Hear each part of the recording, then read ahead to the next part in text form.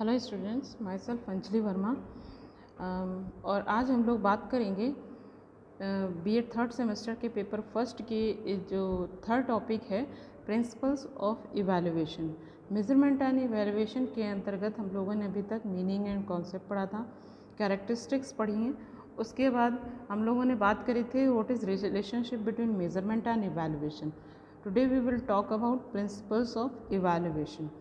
जब हम इवैल्यूएशन की बात करते हैं, मैंने बताया था कि हम वैल्यू जजमेंट की बात करते हैं। हम किसी व्यक्ति विशेष, व्यक्ति या वस्तु या स्थान के जो गुण हैं, जो भी वेरिएबल्स हैं, किसी चर की बात करें या वेरिएबल्स की बात करें, उसकी किसी मेरिट की बात करते हैं या गुण की विशेषता की बात करते हैं। मेज़रमेंट यानी मापन में हम लोग क्या करते हैं, उसका क्वांटिफिकेशन करते हैं, उसकी मात्रा का निर्धारण करते हैं। जबकि इवैल्यूएशन में हम उस मात्रा की क्या क्वालिटी है, क्या पोजीशन है, क्या उसकी वैल्यू है, उसको निर्धारित करते हैं। तो जब हम इवैल्यूएशन करते हैं तो उस समय हमारे कुछ सिद्धांत हैं, कुछ प्रिंसिपल्स हैं जिनको हमें ध्यान में रखना होता है। जो पहला प्रिंसिपल है, determining and clarifying what is to be evaluated always has priority in the evaluation process. Evaluation process में या मूल्यांकन प्रक्रिया में सबसे पहले तो हमें ये क्लियर होना चाहिए या क्लेरिफाई करना चाहिए, हमें उस चीज़ को डिटरमिन करना चाहिए जिस चीज़ को हम इवैल्यूएट करने जा रहे हैं। जैसे कि मान लीजिए हम किसी बच्चे का IQ लेवल टेस्ट करने जा रहे हैं या मेज़र इवैल्यूएट करने जा रहे हैं, तो हमें पता होना चाहिए कि हम किस डायमेंशन से या किस उसका बुद्धि लब्धि ही इवैल्यूएट करेंगे। ठीक है, किस पर्टिकुलर विषय में या किस क्षेत्र में या किस डायमेंशन से हम उसका IQ लेवल टेस्ट कर रहे हैं और उसका मूल्यांकन कर रहे हैं। Then evaluation techniques should be selected according to the purpose to be served. Evaluation जो टेक्निक है, इवैल्यूएशन के बहुत सारे तरीके होते हैं, टेक्निक्स। हम ओरल इवैल्यूएशन कर सकते हैं टेस्टिंग के थ्रू, ओरल टेस्टिंग या रिटन टेस्ट, या हम प्रोजेक्टिव टेक्निक के द्वारा जो है इवैल्यूएशन कर सकते हैं, मेजरमेंट एंड इवैल्यूएशन कर सकते हैं। तो क्या है, जो इवैल्यूएशन टेक्निक्स है हमारी, चाहे वो ओरल हो, चाहे रिटन हो या फिर प्रोजेक्टिव टेक्निक हो, उसमें हमें क्या करना है कि हमको उद्देश्यों को ध्यान में रख करके, जो भी उद्देश्य हमने निर्धारण करे हैं उस चीज़ के, उसको ध्यान में रखकर अपनी इवैल्यूएशन टेक्निक को लगाना है। Then a comprehensive evaluation requires a variety of evaluation techniques. जब एक कॉम्प्रिहेंसिव, एक बहुत ही अच्छा मूल्यांकन जिसको कहें, वो क्या मांगता है कि एक वैरायटी ऑफ इवैल्यूएशन टेक्निक्स, यानी जो हम टेक्निक्स या तकनीकी या मेथड्स अपना रहे हैं इवैल्यूएशन का मूल्यांकन की, वो बहुत मतलब कई तरीके से, कोई एक ही विधि से हम सब में इवैल्यूएशन या मेजरमेंट या इवैल्यूएशन ना करें, है ना। तो हम कई सारे टेक्निक्स से अगर वैराइटीज़ से करेंगे, अलग अलग विधि से करेंगे इवैल्यूएशन, तो हमारा इवैल्यूएशन जो होगा वो प्रॉपर होगा, बेहतर होगा और एक ऑथेंटिक जिसको कहते हैं नॉलेज हमारे पास आएगी। हम एक डिसीज़न ले पाएंगे। Then proper use of evaluation techniques requires an awareness of both their limitations and strengthen. Proper use of evaluation techniques, जो भी हमारी टेक्निक है या विधि है या मेथड है, उसका प्रॉपर यूज़ करें इस तरीके से कि हम जो भी टेक्निक्स हम अपना रहे हैं, जो भी विधि, जिस विधि से हम मूल्यांकन कर रहे हैं, उस विधि के मेरिट्स क्या हैं और डीमेरिट्स क्या हैं, उनको ध्यान में रख करके हमें इवैल्यूएशन करना चाहिए। कि हम जिस विधि से, अगर हम ओरल टेस्ट के द्वारा किसी बच्चे का इवैल्यूएशन कर रहे हैं अपनी क्लास में, तो हमें ओरल टेस्ट के लिमिटेशंस पता होने चाहिए कि ओरल टेस्ट हम कहाँ तक कर सकते हैं, किस क्षेत्र तक, किस सीमा तक प्रयोग कर सकते हैं और किस सीमा तक नहीं प्रयोग कर सकते हैं, उसके हमारे फ़ायदे क्या हैं, है ना। रिटन टेस्ट के हमारे क्या उसका स्ट्रेंथ पॉइंट क्या है ना। जैसे ऑब्जेक्टिव टेस्ट के द्वारा, या हम कहें कि अगर एक मल्टीपल चॉइस क्वेश्चंस के द्वारा हम बच्चे का इवैल्यूएशन कर रहे हैं, तो मल्टीपल चॉइस क्वेश्चंस की ऑब्जेक्टिविटी कितनी है या कहें उसकी रिलायबिलिटी कितनी है, ये सारी चीज़ें हमें पता होनी चाहिए कि किस टेस्ट के द्वारा, किसी टेस्ट का या जो टेक्निक हम अपना रहे हैं उसका वीक पॉइंट क्या है और उसका स्ट्रॉन्ग पॉइंट क्या है। देन है evaluation is a mean to an end, not an end itself. है ना। इवैल्यूएशन का मतलब है कि मेज़रमेंट के बाद, यानी कि लास्ट प्रोसेस।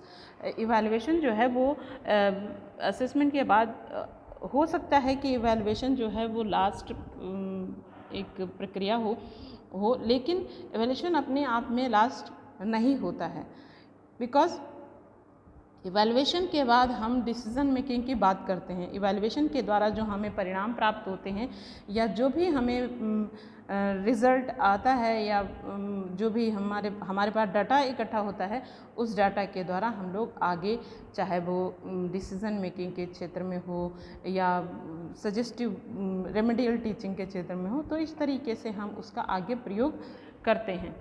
ठीक है, तो इस तरीके से हम लोग इवैल्यूएशन करते वक्त क्या करते हैं, ये सारे प्रिंसिपल्स हमें फॉलो अप करने चाहिए। ये तो हो गए प्रिंसिपल्स की बात। अब हम लोग बात करेंगे कि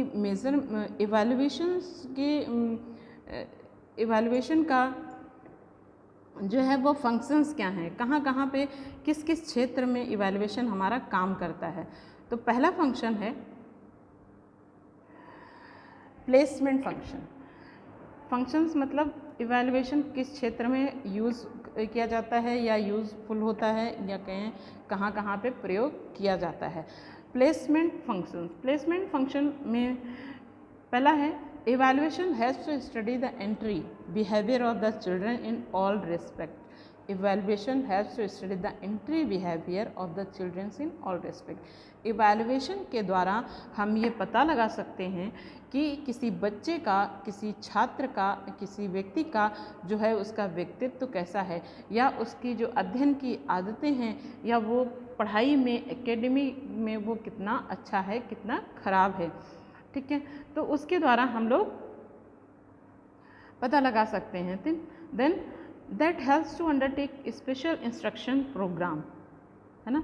जब हम ये पता लगा लेंगे कि कोई बच्चा पढ़ने में कितना अच्छा है या कितना बुरा है, या उसे और किसी विधि से पढ़ाने की आवश्यकता है या और किसी मेथड से उसको टीच करने की आवश्यकता है, तो क्या करते हैं, इंस्ट्रक्शनल प्रोग्राम है, जैसे कि कैरिकुलम है, या किस तरीके से हम उनकी टीचिंग करें या क्लासरूम इंटरेक्शन उनसे करें, किस तरीके से उनकी शिक्षा को और बेहतर बनाएं।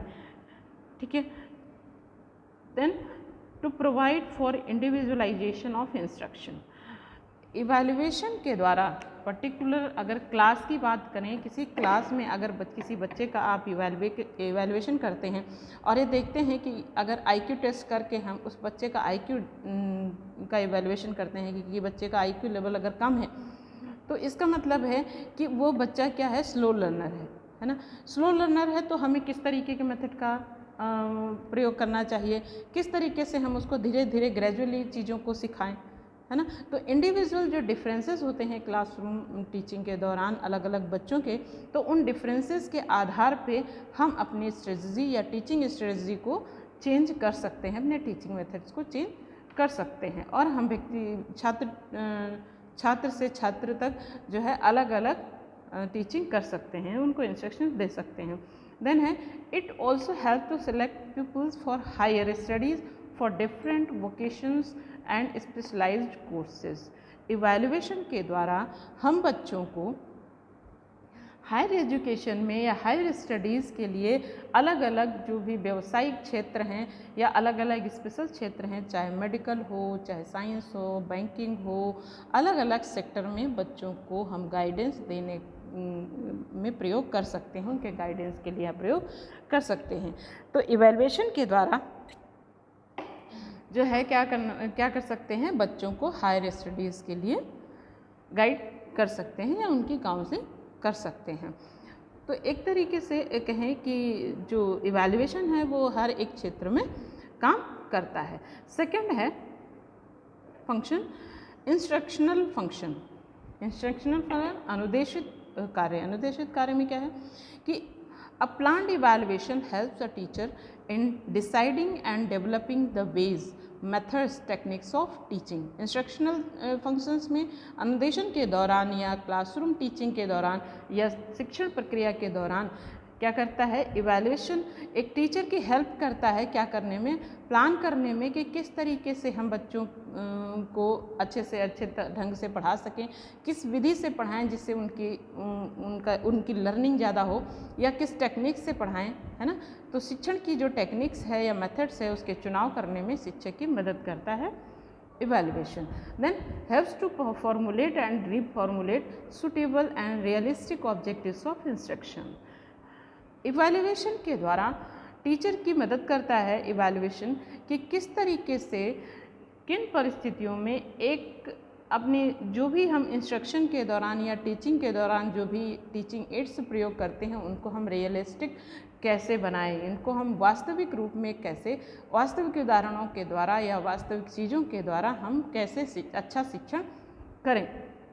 यानी कि ओवरऑल कहें तो एक टीचर के जो मेथड है उसको बदलने में, उसकी स्किल्स को इम्प्रूव करने में इवैल्यूएशन मदद करता है। या अलग अलग जो इंडिविजुअल डिफरेंसेस हैं या अलग अलग पर्सनालिटी व्यक्तित्व के जो छात्र हैं उनको, या अलग अलग IQ लेवल के जो बच्चे हैं उनको पढ़ाने में, उनको इंस्ट्रक्शन देने में टीचर्स की मदद करता है इवैल्यूएशन। कि अगर किसी कम IQ का बच्चा है तो हमको उसे किस विधि से पढ़ाना है, या हाई लेवल IQ का बच्चा है, बहुत ही ज़्यादा सुपीरियर है, फास्ट लर्नर है, तो फिर हमें उसे किस विधि से पढ़ाना है, ठीक है। Then which helps to improve instruction and to plan appropriate and adequate techniques of instruction. Instruction का यहाँ पे मतलब है टीचिंग, है ना, क्लासरूम इंटरेक्शन जो शिक्षक और छात्र के बीच में होता है, वो यहाँ पे अनुदेशन का प्रयोग किया गया है जो कि एक टेक्निकल टर्म है इंस्ट्रक्शन, ठीक है। तो ये क्या करता है, इंस्ट्रक्शन को इम्प्रूव करता है। उसके बाद एक अप्रोप्रिएट प्लान बनाना कि हम किस तरीके से एक अप्रोप्रिएट प्लान के द्वारा, एक व्यवस्थित प्लान के द्वारा एक एडिक्वेट यानी एक सही विधि का प्रयोग कर सकें इंस्ट्रक्शन या टीचिंग के दौरान। Then and also help in the improvement of curriculum. Curriculum teacher का जो मेन फंक्शन होता है, मेन फंक्शन नहीं कहें या मेन रिस्पॉन्सिबिलिटी होती है किसी बच्चे के करिकुलम को सिखाना, है ना।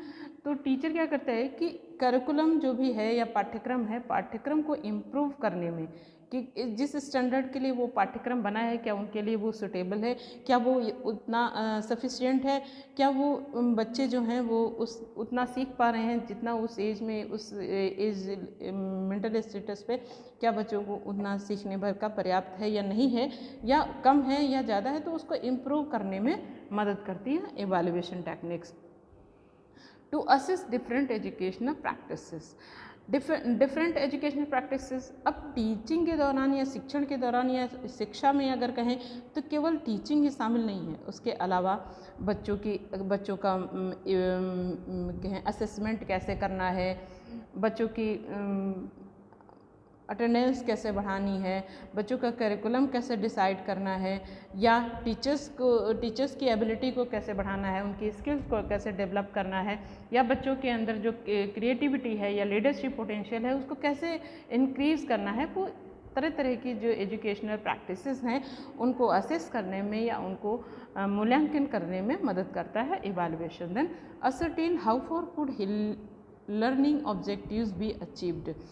ये अश्योर करता है इवैल्यूएशन कि किस तरीके से हम जो भी हमारे सीखने के जो उद्देश्य हैं या शिक्षा के उद्देश्य हैं, शिक्षण और अध्यापन के जो उद्देश्य हैं उनको कैसे प्राप्त किया जाए, ठीक है। देन है to improve instructional procedure and quality of teacher. जो शिक्षा का मेथड है या सिस्टम कहें, एजुकेशन सिस्टम है, उसको इम्प्रूव, और क्वालिटी ऑफ टीचर्स, जो टीचर्स की क्वालिटी है उसको कैसे, भाई किसी टीचर के समझाने से अगर किसी बच्चे की समझ में नहीं आ रहा है तो इसका मतलब है कि हो सकता है कि उसके पढ़ाने के तरीके में कहीं गड़बड़ है, या वो चीज़ वो नहीं पकड़ पा रहा है, बच्चे किस उससे सीखना चाहते हैं उस चीज़ को नहीं समझ पा रहा है। तो ये सारी चीज़ें जो हैं वो क्या करता है, इम्प्रूव करता है इवैल्यूएशन। जब हम इवैल्यूएशन करते हैं किसी क्लासरूम में किसी बच्चे का, तो हमारे पास जो है बहुत सारी चीज़ें निकल के सामने आ जाती हैं परिणाम के द्वारा कि हमें कहाँ कहाँ पे इम्प्रूवमेंट करना है। नेक्स्ट है डायग्नोस्टिक फंक्शन, डायग्नोस्टिक फंक्शन क्या है? Evaluation has a diagnose the weak points in the school program as well as weakness of the students. Evaluation के द्वारा जब हम परिणाम प्राप्त करते हैं या डिसीजन मेकिंग करते हैं या वैल्यू जज करते हैं, वैल्यू डिसाइड करते हैं, तो उससे हम क्या करते हैं, हमारा जो वीक पॉइंट है, चाहे टीचर का हो, चाहे स्टूडेंट का हो, चाहे हमारे स्कूल मैनेजमेंट का हो या स्कूल प्रोग्राम का हो, इन सब के वीक पॉइंट्स हमारे सामने आते हैं as well weakness of students. कौन बच्चा किस पोजीशन पे है, कोई बच्चा थर्ड आया है, इसका मतलब है कि उस विषय में उसने बहुत कुछ नहीं सीखा है या अभी और सीखने की ज़रूरत है ना। कोई बच्चा बहुत ज़्यादा अच्छा है पढ़ने में, लेकिन उसका किसी विषय में नंबर कम आया है, तो इसका मतलब है कि उसका वीक पॉइंट क्या है, ये उसके जो भी वीक पॉइंट है या कहें पता चल जाता है कि किस तरीके से कहाँ पे हमें इम्प्रूवमेंट करना है। To suggest relevant remedial programme, जब हमें वीक पॉइंट्स पता चल जाता है कि कहाँ पे हमारी कमी है, कहाँ हम में कमी है, कहाँ पे हमें सुधार की आवश्यकता है, तो हम उसमें क्या करते हैं, सजेस्ट कर सकते हैं कि एक तरीके से रेमेडियल प्रोग्राम को सजेस्ट कर सकते हैं कि इस वीकनेस को दूर करने के लिए, इस कमी को दूर करने के लिए हमें इस तरीके के प्रोग्राम बनाने चाहिए या उनकी आवश्यकता है। Then the aptitude, interest and intelligence are also to be recognized in each individual child so that he may be energized towards a right direction. The aptitude यानी कि अगर हम किसी बच्चे का एप्टीट्यूड जान लें, उसकी क्षमता को जान लें, उसकी रुचि को जान लें, उसकी IQ लेवल को जान लें, तो जब हम जान लेते हैं और उसको इवैल्यूएट कर लेते हैं या उसका मूल्यांकन कर लेते हैं, तो हमें उस पर्टिकुलर बच्चे के या पर्टिकुलर व्यक्ति को क्या होता है, उसको मोटिवेट करने में, उसको सही दिशा दिखाने में आसानी हो जाती है। तो इवैल्यूएशन एक बहुत बड़ी भूमिका निभाता है बच्चों को मोटिवेट करने के लिए और एक सही दिशा में, कि वो सही दिशा में प्रयास करे। अब कोई बच्चा है IAS बनना चाहता है या डॉक्टर बनना चाहता है, बट उसके जो मार्क्स हैं पर्टिकुलर सब्जेक्ट में तो वो कम आ रहे हैं, तो क्या हम उससे कहेंगे कि बेटा तुम जो है मेडिकल लाइन में जाओ, है ना। तो इस तरीके से हम लोग, कोई बच्चे के मैथ में बहुत अच्छे नंबर हैं तो हम उसको सजेस्ट कर सकते हैं कि बेटा आपके लिए ये लाइन अच्छी है, आप फाइनेंस में जा सकते हो या आप टेक्नोलॉजी में जा सकते हो। तो इस तरीके से हम लोग बच्चे के एप्टीट्यूड, अभिवृत्ति या उसकी रुचि या उसकी IQ लेवल को देख करके उसको सही दिशा में निर्देशित कर सकते हैं और उसको एनर्जाइज्ड या मोटिवेट कर सकते हैं। To adopt instruction to the different needs of peoples, अब हमें कौन कौन सी किस तरीके से शिक्षण करना है, अलग अलग बच्चों की आवश्यकता के अनुसार। जो बच्चा स्लो लर्नर है उसको किस विधि की आवश्यकता है, किस तरीके इंस्ट्रक्शन की आवश्यकता है, किस तरीके की टीचिंग की आवश्यकता है, उसको हम लोग अपना सकते हैं, है ना। कोई बच्चा बहुत फास्ट तेज़ी से सीखता है या कोई बच्चा मॉडरेट है, ना बहुत तेज़ है ना बहुत, तो उसको किस पेस से पढ़ाना है, किस स्पीड से पढ़ाना है या उस कौन से मेथड से पढ़ाना है, कौन सी टेक्निक से पढ़ाना है, ये सारी चीज़ें हम लोग रेमेडियल टीचिंग के द्वारा कर सकते हैं, इवैल्यूएशन के द्वारा जानकारी प्राप्त कर सकते हैं। Then to evaluate the progress of these weak students in terms of their capacity, ability and goal. To evaluate the progress of these weak students in term of their capacity, ability and goal. हम उन बच्चों को evaluate कर सकते हैं, उनकी progress को evaluate कर सकते हैं जो हमारी क्लास के वीक स्टूडेंट्स हैं, यानी कमज़ोर बच्चे हैं या कमज़ोर छात्र हैं। उनकी कैपेसिटी, उनकी क्षमता क्या है ना, उनकी लर्निंग कैपेसिटी क्या है, उनकी एबिलिटी क्या है, योग्यता क्या है उनकी, वो क्या सीख सकते हैं या उनका उद्देश्य आगे क्या होना चाहिए, इस चीज़ को हम इवैल्यूएट कर सकते हैं इवैल्यूएशन के द्वारा। देन है प्रेडिक्टिव फंक्शंस। प्रेडिक्टिव फंक्शन मतलब हम किस तरीके से इवैल्यूएशन के द्वारा भविष्य में होने वाली घटनाओं को प्रेडिक्ट कर सकते हैं। To discover potential ability and aptitude among the learners, जो भी हमारे छात्र हैं या हमारे स्टूडेंट्स हैं, उनके पोटेंशियल एबिलिटीज़ को या वो कितना कहाँ तक सीख सकते हैं, कितना वो मेहनत कर सकते हैं या किस क्षेत्र में वो जा सकते हैं, उनकी क्षमता को हम लोग पता लगा सकते हैं। Then the the predict the future success of the children. उसके आधार पे हम लोग ये पता लगा सकते हैं कि फ्यूचर में ये बच्चा क्या करने वाला है, क्या उसका जॉब होगा, किस क्षेत्र में वो करियर बनाएगा, या क्या जॉब करेगा, या आदि आदि ये सारी चीज़ें जो हैं हम लोग इवैल्यूएशन के द्वारा पता लगा सकते हैं और प्रिडिक्ट कर सकते हैं। Then and also help the child in selecting the right electives.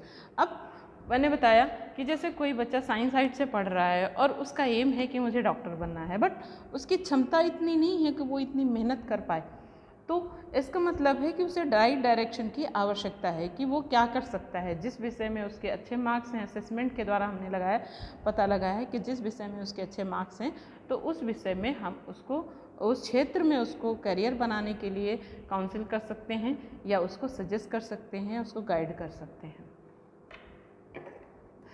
Next है एडमिनिस्ट्रेटिव फंक्शन। अब इवैल्यूएशन जो है वो कई क्षेत्र में काम करता है। टीचर के लिए इवैल्यूएशन बहुत महत्वपूर्ण है ना, स्टूडेंट के लिए महत्वपूर्ण है। इसके साथ ही साथ जो एडमिनिस्ट्रेटिव स्टाफ है या एडमिनिस्ट्रेटिव इंस्टीट्यूशंस है, उसके लिए भी जो है हमारा इवैल्यूएशन बहुत ही महत्वपूर्ण होता है। किस तरीके से? To adopt better educational policy and decision making.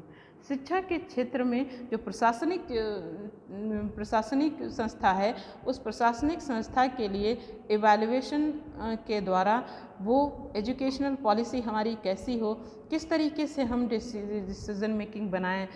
जैसे मान लीजिए हाई स्कूल के बच्चों का, अगर यूपी बोर्ड के बच्चों का रिज़ल्ट इस बार ख़राब आ रहा है ना, ख़राब आ रहा है या बहुत अच्छा आ रहा है, इसका मतलब है जो कैरिकुलम है या जो टीचिंग पॉलिसी है, एजुकेशन पॉलिसी है, वो बहुत ही लीनियंट है, या जो करिकुलम है वो बहुत इजी है और बच्चे आसानी से उसको सीख सकते हैं। तो इसका मतलब है उसमें थोड़ा सा और चीज़ें हम ऐड ऑन कर सकते हैं। या अगर सारे बच्चों का रिज़ल्ट गड़बड़ आता है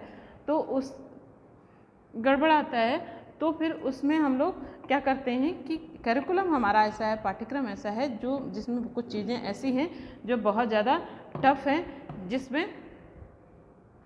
जिसको हम क्या कर सकते हैं, उनको करिकुलम से या पाठ्यक्रम से हटा सकते हैं। Help to classify people in different convenient group. अब हम इवैल्यूएशन के आधार पे बच्चों को अलग अलग स्टैंडर्ड में बांट देते हैं। जैसे आप लोगों ने स्कूल में अपने देखा होगा, ए सेक्शन, एक ही क्लास के कई सारे सेक्शन होते हैं, section A, section B, section C, section D, है ना। तो जो बच्चे का आईक्यू लेवल है, असेसमेंट के आधार पे कि कौन बच्चा सबसे अच्छा करता है, उसको सेक्शन ए में रख दिया जाए। इस तरीके से हम क्लासीफाई कर सकते हैं अलग अलग बच्चों को डिफरेंट कन्वीन ग्रुप्स में। कि क्यों ये इसलिए किया जाता है क्योंकि हम जो बच्चा एक लेवल पे है ना, या जो बहुत हाई लेवल पे है, अभी क्लास में बहुत हाई लेवल के कई सारे बच्चे होंगे, या बहुत कम जो स्लो लर्नर हैं या मेंटली रिटार्डेड हैं वो बच्चे होंगे, तो उनको उस गति से पढ़ाना है, उस विधि से पढ़ाना है, उनकी विधि से पढ़ाना है। या जो बच्चे इंटेलिजेंट हैं या बहुत ज़्यादा इंटेलेक्चुअल्स हैं, तो उनको हमको उस लेवल से पढ़ाना है। तो इस तरीके से हम बच्चों को अलग अलग तरीके से क्लासीफाई कर सकते हैं, उनके ग्रुप में बांट सकते हैं। Then to promote students to next higher class, है ना।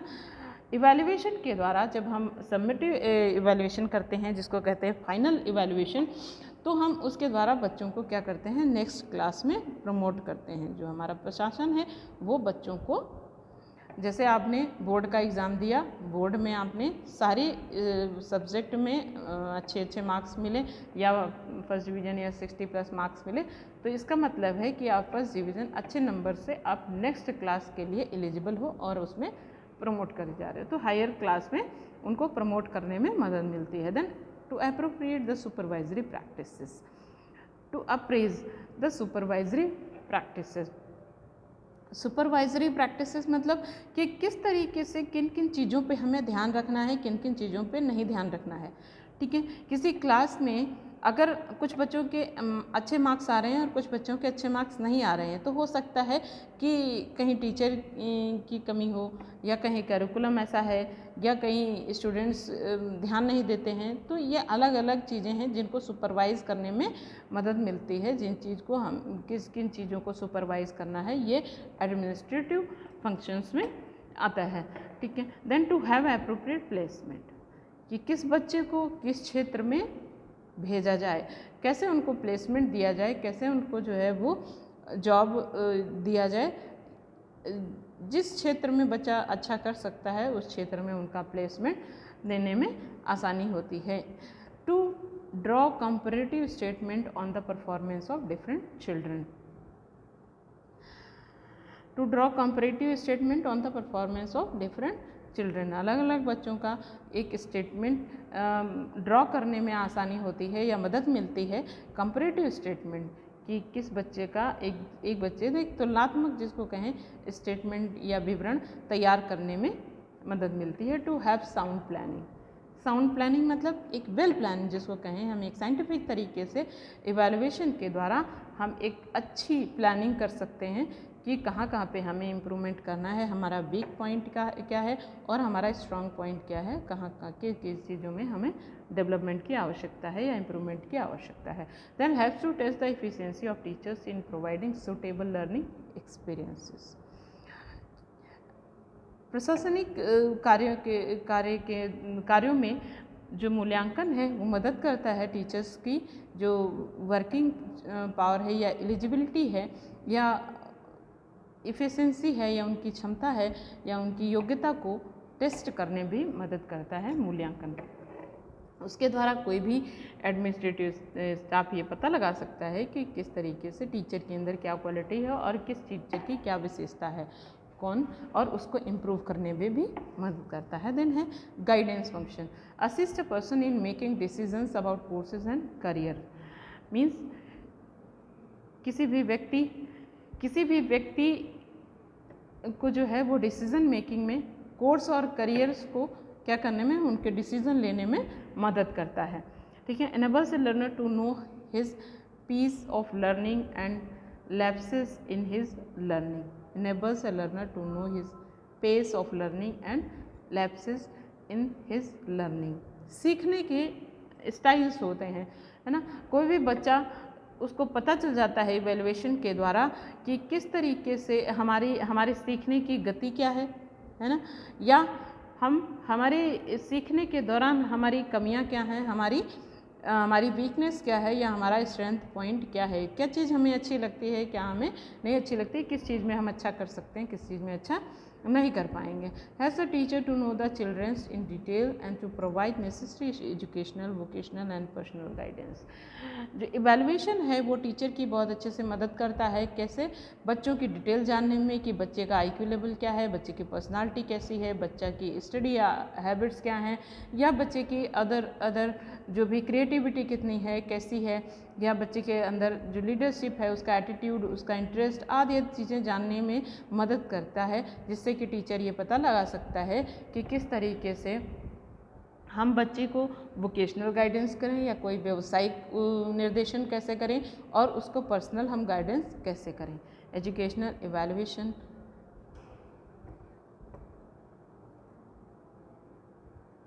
ठीक है। नेक्स्ट है मोटिवेशनल फंक्शन। मोटिवेशनल फंक्शन में to motivate, to direct, to inspire and to involve the students in learning. Evaluation के द्वारा हम बच्चों को मोटिवेट कर सकते हैं, उनको निर्देशित कर सकते हैं, उनको इंस्पायर कर सकते हैं, है ना, उनको बढ़ावा दे सकते हैं, या हम उनकी लर्निंग में इन्वॉल्व करने के लिए उनको हम अच्छे से गाइडेंस कर सकते हैं, उनको मोटिवेट कर सकते हैं। जैसे मान लीजिए किसी क्लास में एक टेस्ट लिया गया और किसी बच्चे के 50 में से 25 मार्क्स आए, किसी बच्चे के 45 मार्क्स आए। अब हमें पता चल गया कि जो 25 मार्क्स है वो जाहिर सी बात है कि उस बच्चे ने कम सीखा है जिसके 45 मार्क्स हैं। तो हम उस बच्चे को कंपेयर करके उस बच्चे से कि अगर वो कर सकता है तो आप भी कर सकते हो, इस तरीके से बच्चे को हम मोटिवेट कर सकते हैं या इंस्पायर कर सकते हैं और अच्छे से अध्ययन करने में। To reward their learning and thus to motivate them towards study. फिर बात आई कि इसके द्वारा इवैल्यूएशन के द्वारा हम क्या कर सकते हैं, उनको रिवॉर्ड दे सकते हैं, उनकी अध्ययन जो भी सीखने की जो प्रवृत्ति है या जो सीखने की क्षमता है उसको हम लोग मोटिवेट कर सकते हैं अध्ययन के लिए। देन है development functions, gives reinforcement and feedback to teacher, students and the teaching learning process. Teacher को क्या करता है, अब डेवलपमेंट कैसे होता है, अब टीचर का भी डेवलपमेंट होना है, स्टूडेंट्स का भी डेवलपमेंट होना है, संस्था का भी डेवलपमेंट होना है। तो इस तरीके से क्या होता है कि इवैल्यूएशन के द्वारा टीचर्स को या स्टूडेंट को या संस्था को क्या होता है, फीडबैक दिया जा सकता है और उनको रीइंफोर्समेंट दिया जा सकता है students and teaching learning process, है ना। टीचिंग लर्निंग प्रोसेस को बढ़ाया जा सकता है या उसको अच्छा बनाया जा सकता है एवेल्युएशन के द्वारा। Assist in the modification and improvement of the teaching strategies and learning experiences. Improvement किया जा सकता है, मॉडिफिकेशन अपनी टीचिंग मेथड्स को या टीचिंग स्ट्रेटजीज़ को या योजना को या लर्निंग एक्सपीरियंसेस को या क्लासरूम इंटरेक्शन को या मेथड्स को क्या किया जा सकता है, मॉडिफाई किया जा सकता है। Then help in the achievement of educational objectives and goal. जो हमारे एजुकेशनल शिक्षा के उद्देश्य हैं या शिक्षा के जो लक्ष्य हैं उनको क्या किया जा सकता है, उनको अचीव करने में मदद मिल सकती है इवैल्यूएशन के द्वारा। तो इस तरीके से ये हमारी फर्स्ट यूनिट का लास्ट टॉपिक है और यहीं पे समाप्त होता है। नेक्स्ट टॉपिक में हम लोग पढ़ेंगे